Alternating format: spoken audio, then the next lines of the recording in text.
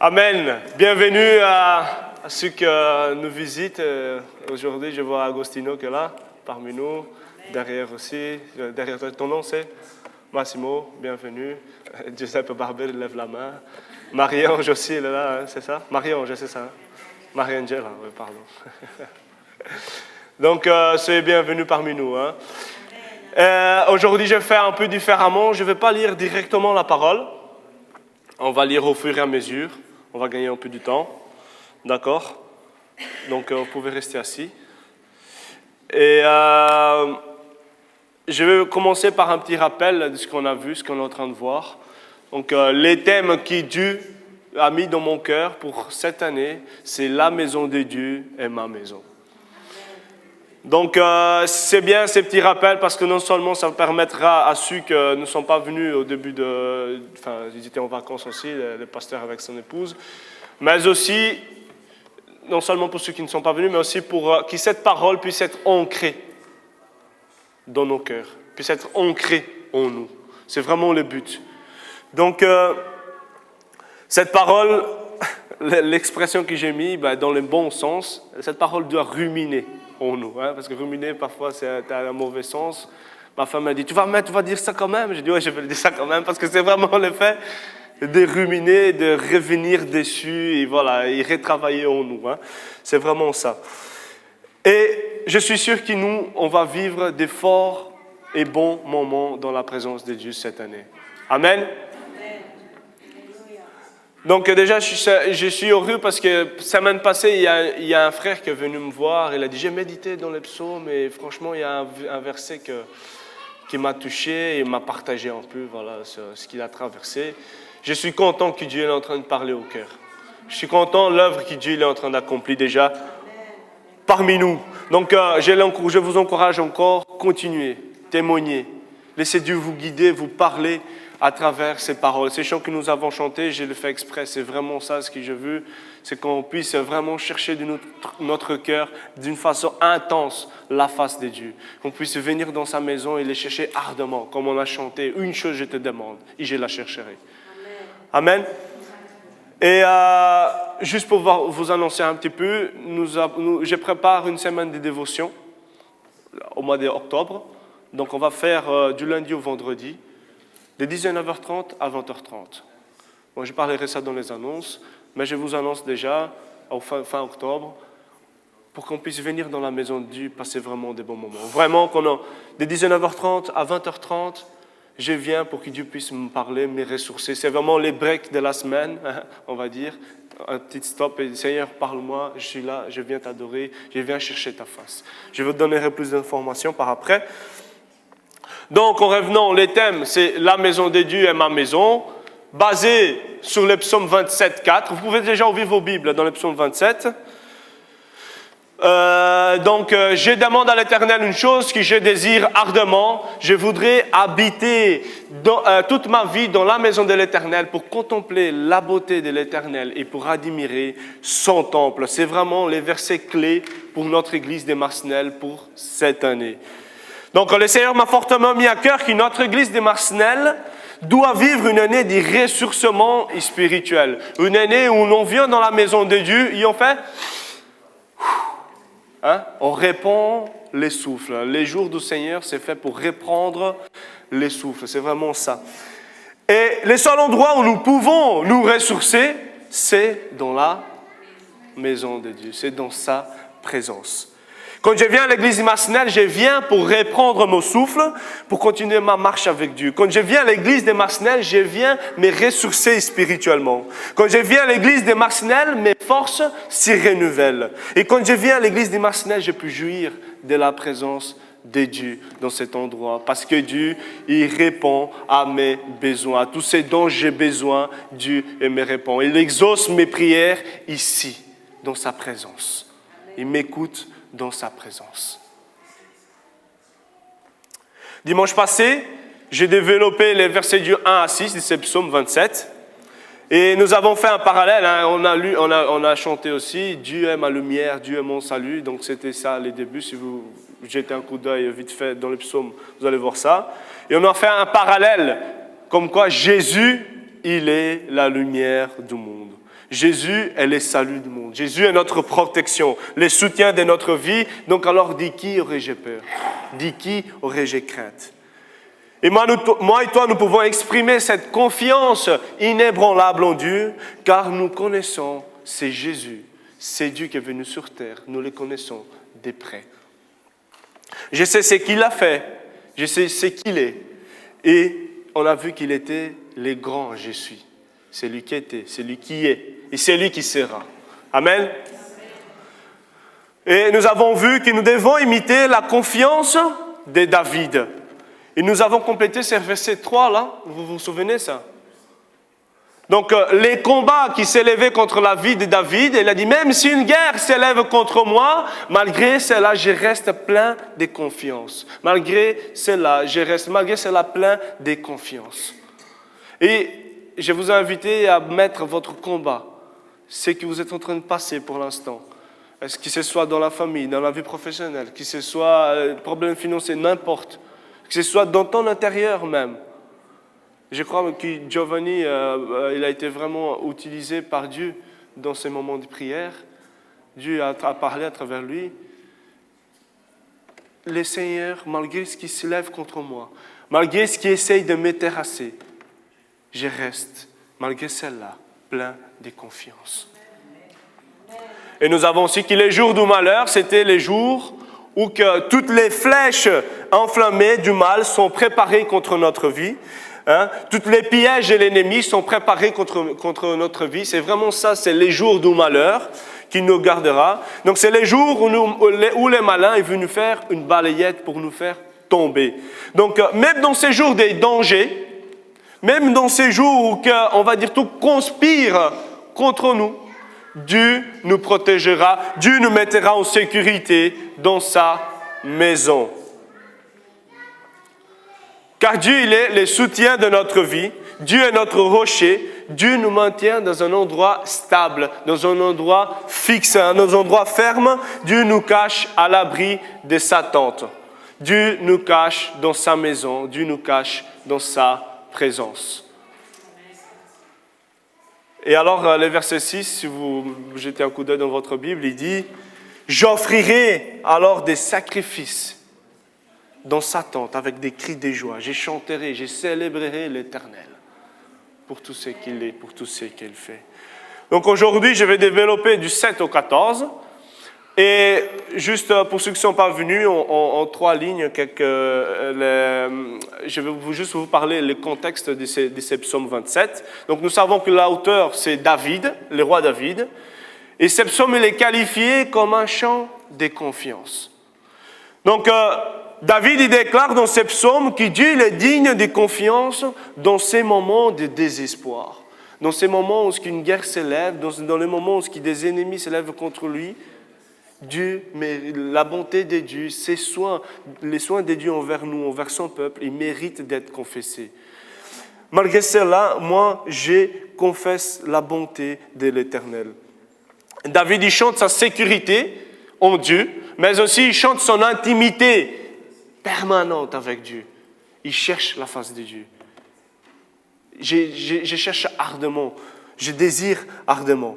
Et David, alors, il nous invite à l'imiter dans sa foi, à l'imiter dans sa confiance.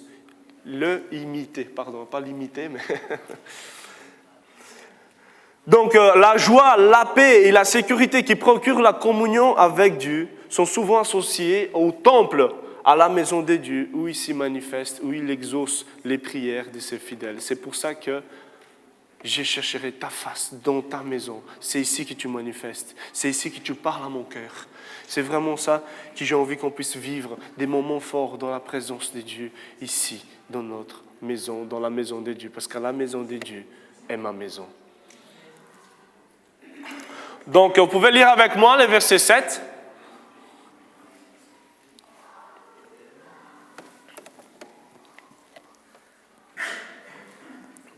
Donc, psaume 27, verset 7.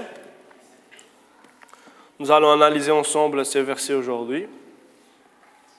C'est vraiment un message dévotionnel, vraiment, on y va. Le Seigneur, il est avec nous, il ne nous abandonne pas. Hein, dans les moments de désespoir, le Seigneur, il est là avec moi. Je le sais, je le crois. Donc, vous pouvez le suivre. Verset 7. Quand je t'appelle au secours, Seigneur, écoute-moi. Fais-moi la grâce de me répondre. J'ai réfléchi à ce que tu as dit. Cherchez ma face. Eh bien, Seigneur, c'est ta face que je cherche. Ne me cache pas ton visage. Ne repousse pas avec colère ton serviteur. Tu es mon secours. Tu ne me laisses pas, tu ne m'abandonnes pas. Dieu de mon salut. Verset 10. Même si mon père et ma mère m'abandonnent, le Seigneur m'accueillera. Donc on va aller jusque-là, je vais développer, on fera au fur et à mesure. Donc ici, David, il répète son appel à l'aide qu'il avait lancé à Dieu au début, dans les premiers versets. Il supplie Dieu de le délivrer de cette détresse, de ces moments qui se sont levés contre lui, de ces guerres qui se sont levées contre lui. Donc, et encore une fois, on a vu déjà dimanche passé, mais encore une fois ici, la supplication de David, elle a été suivie avec des mots d'assurance, avec des mots de confiance. Malgré cela, je reste plein de confiance. Et ici, il le dit, ces mots d'assurance dans l'intervention de Dieu, il dit « Je cherche ta face, tu es mon secours, tu m'accueilleras, même si je suis abandonné, même si une guerre s'élève, même si tu es mon secours. Et je continuerai à chercher ta face. Je suis sûr que tu ne m'abandonneras pas. » Et alors, vous savez, il est vrai que dans les moments où nous sommes dans les troubles, nous hésitons, on va dire, rarement d'y venir dans la maison de Dieu, dans la présence de Dieu. On passe par une situation compliquée, on se dit, Seigneur, Seigneur, s'il te plaît.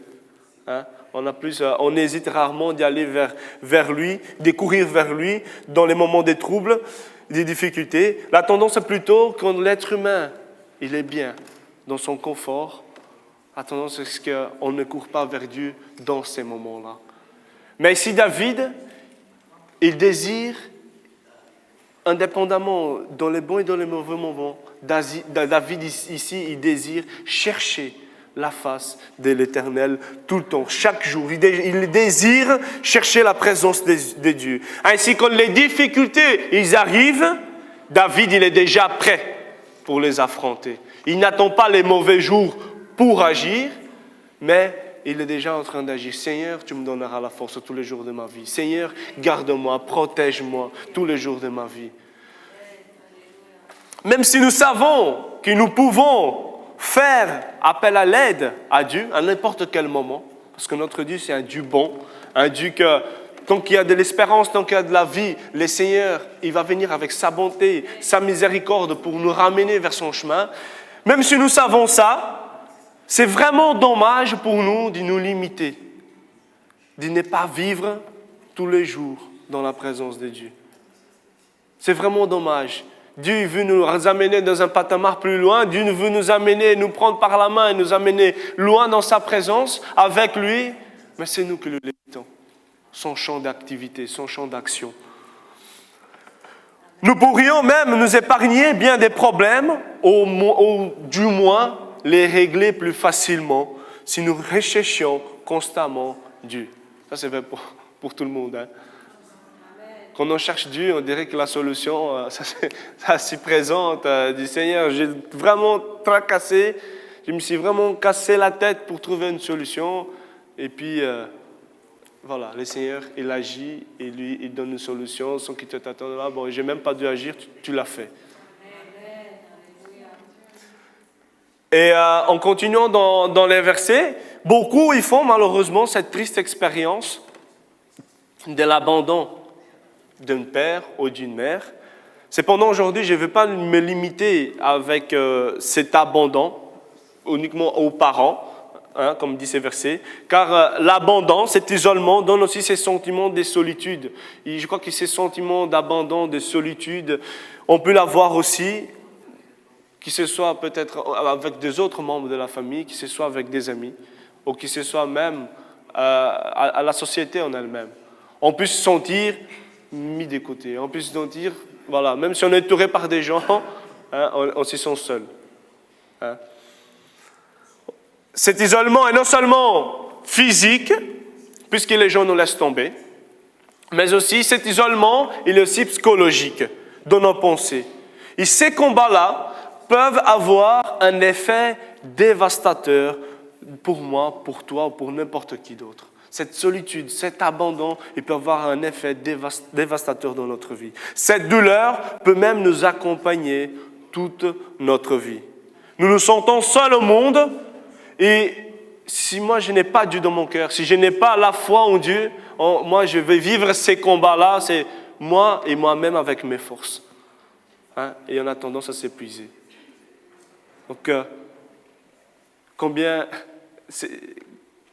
précieux quand Dieu est dans les combats avec moi. Dans ces combats, il y a moi, mais il y a Dieu avec moi, contre ces sentiments d'abandon, de solitude. Donc, même si nos forces, même si nous nous épuisons, Dieu il n'épuise jamais ses forces. Il est un Dieu omnipotent. Et vous savez, on cherche toujours, l'être humain cherche toujours quelque chose pour donner un sens à sa vie, à son existence, quelque chose pour combler ces moments-là, on va dire dans les moments de pression, dans les moments que les situations ils sont contre nous, on cherche toujours une issue de secours. On va dire, on doit s'y changer les idées. Hein, quand on se sent oppressé partout, j'ai dit, moi j'ai besoin de me changer les idées. C'est vraiment dans ce sens-là. Mais quand nous arrivons dans ces moments que nous disons, Seigneur, j'ai besoin de chercher mes idées, en qui, en quoi tu appelles au secours? Qui ou quoi est notre secours dans des moments comme ça, dans des moments de difficulté? Qui ou quoi est notre secours? C'est quoi qui vient à ton aide, entre guillemets, dans ces moments-là? Est-ce que nous cherchons secours dans le fait d'acquérir de la connaissance? Est-ce que nous cherchons les secours dans le fait d'acquérir de l'argent? Ou bien est-ce que nous cherchons notre secours dans la voyance, ou dans la sexualité, ou dans la drogue, ou dans l'alcool? C'est quoi les refuges? C'est qui? En quoi, en qui tu cherches ton secours?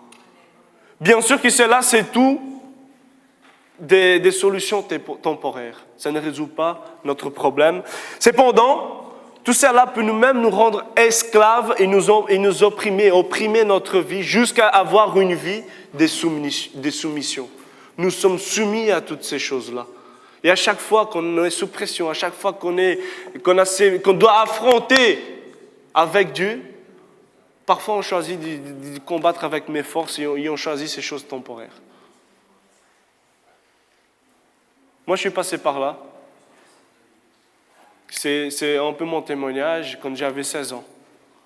C'est vraiment dans ces moments, j'ai cherché une réponse, j'ai cherché mon existence. J'ai dit, Seigneur, pourquoi? Ou qu'est-ce qui se passe? Moi, j'ai des pressions un peu partout, 16 ans. Ben, pour moi, c'était des gros problèmes.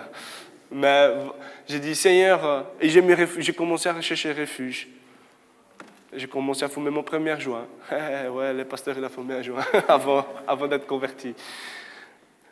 Et Dieu m'a gardé parce que j'ai eu même la grâce, j'ai eu l'opportunité de goûter la cocaïne, mais j'ai mis juste dans les lèvres. Hein. C'est ça que les policiers, pour savoir si c'est la vraie cocaïne ou si c'est du sucre, ils mettent dans les lèvres. Si ça s'endort dans les lèvres, c'est vraiment ça. Enfin, connaissance, c'est pas important. Mais dans ces moments-là, j'ai dit, Seigneur, j'ai besoin d'une réponse, on m'a dit que toi tu existes, on m'a dit que toi tu es un Dieu vivant, on m'a dit que toi tu parles, en toi que tu réponds aux prières, tu connais les plus profonds de mon cœur. Cependant, malgré ça, j'ai resté toujours en train de chercher mes solutions dans cette chose-là, avec mes entourages. Jusqu'à un moment donné que j'ai dit, Seigneur, c'est fini, j'ai coupe ici. Je ne peux pas continuer comme ça. Vous savez, même pour le foot, j'étais comme ça. C'est ce qui m'a amené ici, en Belgique. J'ai remercié Dieu. Parce que même si j'allais encore traîner dans cette voie, peut-être que je ne serais même pas aujourd'hui ici.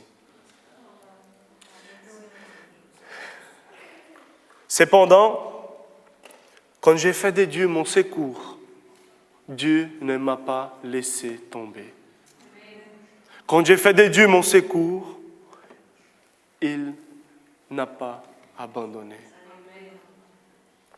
N'importe combien la situation nous paraît sombre, n'importe si nous faisons face à des sentiments les plus effrayants,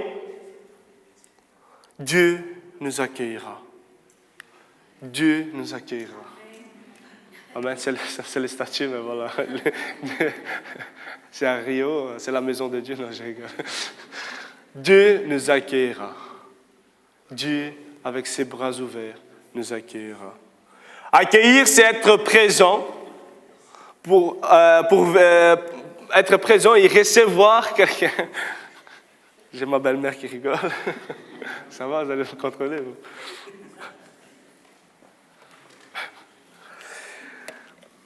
Donc, accueillir, c'est être présent ou venir pour recevoir quelqu'un. C'est donner l'hospitalité à une personne pour un temps plus ou moins long. Ça dépend. Tu accueilles la personne chez toi. C'est vraiment ça. Tu reçois cette personne-là. Et quand nous venons dans la maison de Dieu, quand nous venons dans la présence de Dieu, quand nous faisons de Dieu notre secours, le Seigneur nous accueillera. Le Seigneur, il sera présent et prêt à nous recevoir en donnant tout ce qu'il a. En donnant tout ce que nous avons besoin. N'importe si notre séjour, si ce processus, il est plus ou moins long, n'importe combien de temps ça va durer, le Seigneur, il va pouvoir le nécessaire. Le Seigneur, on va dire qu'il est les rois de l'hospitalité.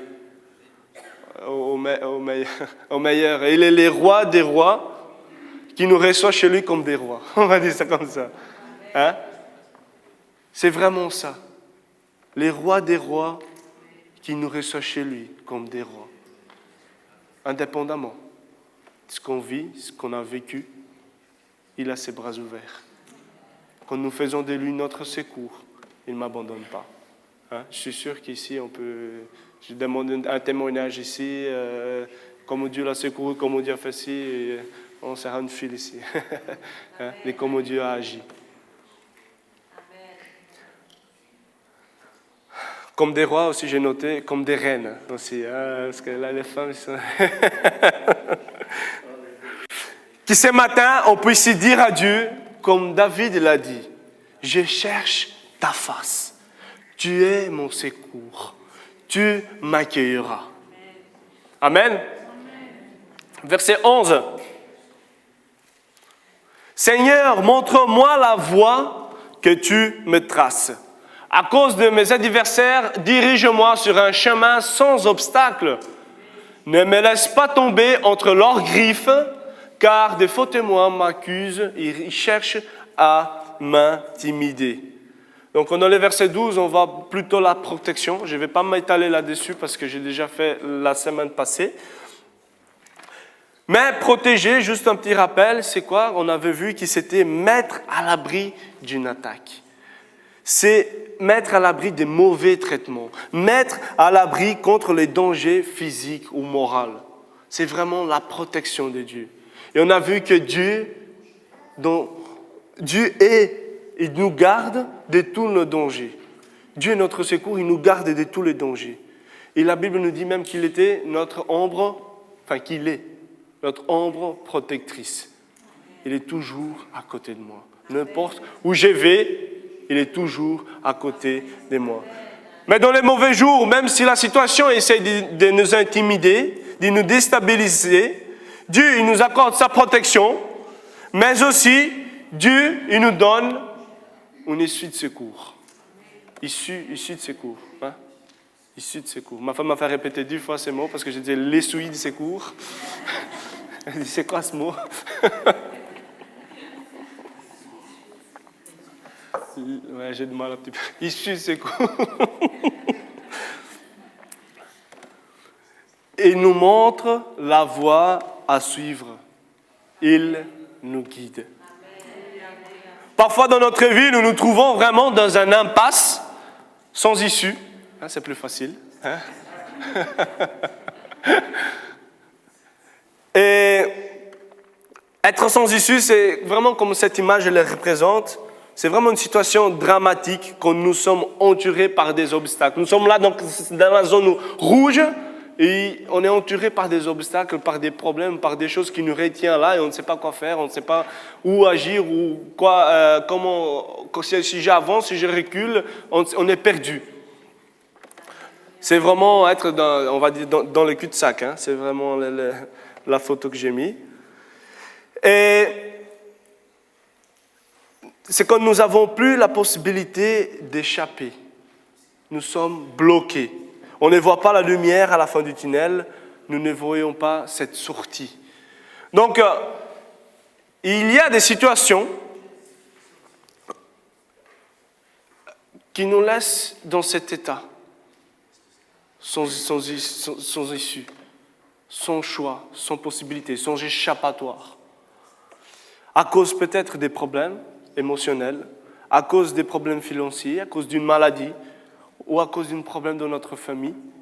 Je ne sais pas ce que tu es en train de vivre dans ta vie, mais parfois nous perdons le contrôle de la situation. Nous ne savons plus la gérer. Nous sommes sans une sortie de secours. Mais j'aimerais te dire ce matin que quand nous perdons le contrôle de la situation, Dieu, il est encore au contrôle de ma situation, de ta situation. Amen. Tu n'as peut-être pas une sortie de secours, mais Dieu te guide en t'ouvrant une porte. Tu n'as peut-être pas une solution entre tes mains, mais Dieu, il a une solution pour toi. Il peut te donner une solution. Quand tu te sens entouré par des difficultés dans une sortie sans secours, tourne ton regard vers Dieu. Tourne ton regard vers Dieu en lui demandant sa guidance. Il est capable de te donner une solution à tes plus grands et graves problèmes. Tu n'as peut-être plus la force, mais Dieu, c'est un Dieu omnipotent. Peut-être tu ne sais pas quoi faire, mais Dieu, il nous montre la voie à suivre. Et te donne une sortie de secours. Tu n'as peut-être pas la réponse, mais Dieu, il est ta réponse ce matin. Car Dieu, il nous prend par sa main, fermement. Il nous prend fermement par notre main. Il nous conduit dans le chemin de la victoire. Dieu nous prend fermement par notre main. Il nous conduit dans ce chemin de victoire. Verset 13-14. Que deviendrais-je si je n'avais pas l'assurance de voir la bonté du Seigneur sur cette terre où nous vivons? Espère en l'Éternel. Sois fort, que ton cœur soit courageux. Mets ton espérance dans le Seigneur. Et David était en train de traverser une épreuve. On a vu ça. Mais il a cette confiance, il a cette assurance qu'il dit encore dans cette vie sur terre, qu'il verra encore la bonté de Dieu dans cette vie encore sur terre. Amen. J'ai l'assurance de voir la bonté du Seigneur. Amen. David loue Dieu pour sa miséricorde et David, il sait par expérience ce qui signifie espérer en l'Éternel. David sait c'est quoi? Mettre son espérance dans le Seigneur. David, il a été consacré roi à 16 ans, mais il n'est monté au trône qu'à l'âge de 30 ans. Entre-temps, il a été pourchassé, il était vraiment dans le désert par le roi Saül, qui était jaloux. Mais David, il a attendu patiemment la promesse. Il a attendu patiemment que la parole de Dieu s'accomplisse dans sa vie. À 16 ans, il était loin comme roi, mais c'est qu'à 30 ans qu'il est monté au trône. Et puis après, quand il est monté au trône, il a dû faire face à la rébellion de son fils, Absalom. Vous savez, il n'est pas facile d'espérer en Dieu, d'attendre que Dieu intervienne dans notre situation. Parfois, il nous semble que Dieu ne répond pas à nos prières, ou bien il nous semble que parfois, Dieu ne comprend pas l'urgence de notre situation. Mais je voudrais t'encourager ce matin, si c'est l'impression que tu as aujourd'hui dans ta vie, je veux que ce matin, tu sois fortifié par ces paroles de David. Nous n'allons pas sombrer dans le désespoir, car la bonté de Dieu nous est réservée. La bonté de Dieu est pour moi, la bonté de Dieu est pour toi ce matin. Qu'on puisse s'accaparer de cette parole aujourd'hui. La bonté de Dieu nous est réservée. Soyons confiants que nous verrons la bonté de Dieu sur cette vie. Tout est dans le contrôle de Dieu, rien ne lui échappe. Comme il dit le verset 14, « Espère en l'Éternel.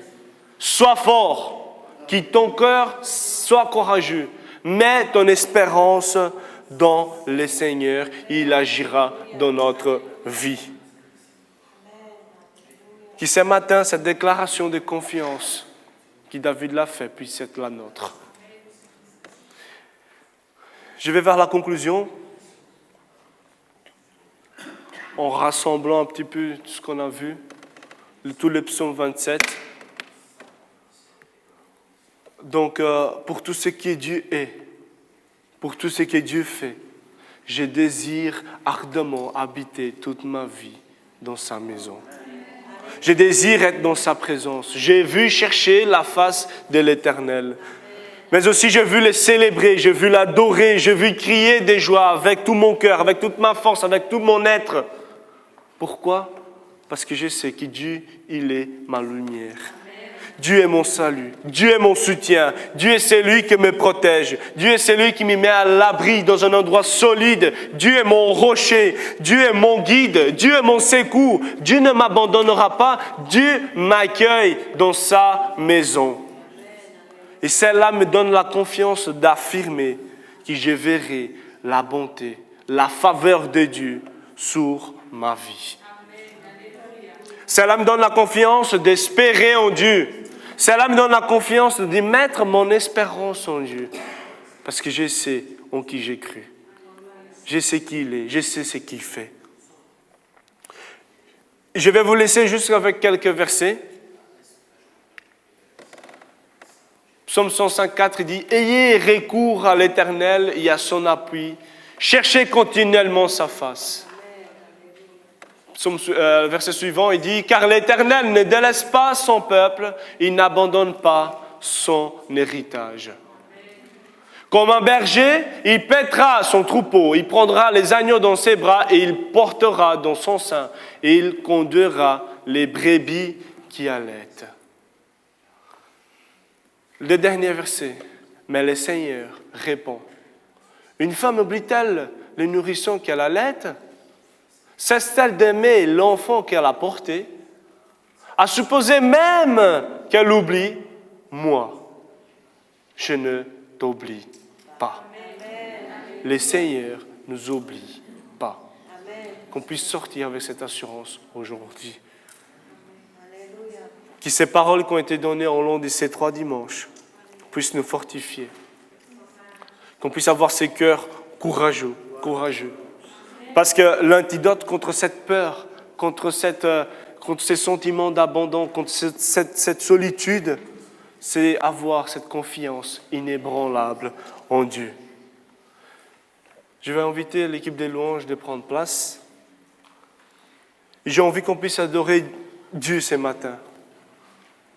Qu'on puisse exprimer par des chants, par des prières, notre reconnaissance envers lui. Notre confiance envers lui. Car nous savons ce qu'il est et ce qu'il fait. Nous savons qu'il est ce Dieu puissant. Nous savons qu'il est ce Dieu qui est surprenant. Je vais vous inviter à vous mettre debout.